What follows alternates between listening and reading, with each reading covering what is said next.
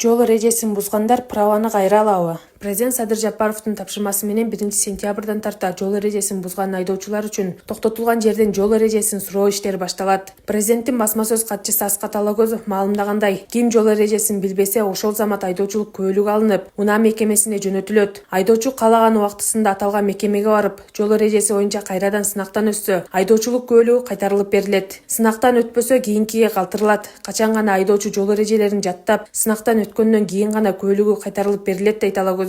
Бул иштин киргизилишине айдоочулук күбөлүктү көпчүлүгү сатып алганы себеп болгону маалымдалды. Алагөзовдун айтымында жол кырсыгы көп катталып, ага себеп болгон айдоочулардын көпчүлүгү жол эрежесин билбей, күбөлүктү сатып алгандар болууда. Айдоочу биринчи жолу кайра тапшырууга жөнөтүлгөндө сынак үчүн 500 сом, ошол эле айдоочу сынактан өтпөй калып, экинчи жолу кайра келсе 1000 сом, үчүнчү жолу тапшырууга келсе 2000 сом төлөйт. Үчүнчү жолу дагы кулап калса, анда төртүнчү жолу сынак тапшыруу айдоочунун капчыгына 4000 сомго турат. Бул механизм айдоочулардын сынакка жакшылап даярдануусуна түрткү болсун деген максат менен иштелип чыкмакчы дейт Алагөзов. Ошондой эле иш-аракеттер, видео жазуу менен коштолору эч ким майы кызматкерлерин күнөөлөй албай турганы айтылды. Алагөзов жол эрежесин тийиштүү деңгээлде билбегендерди 1-сентябрга чейин жаттоого чакырды.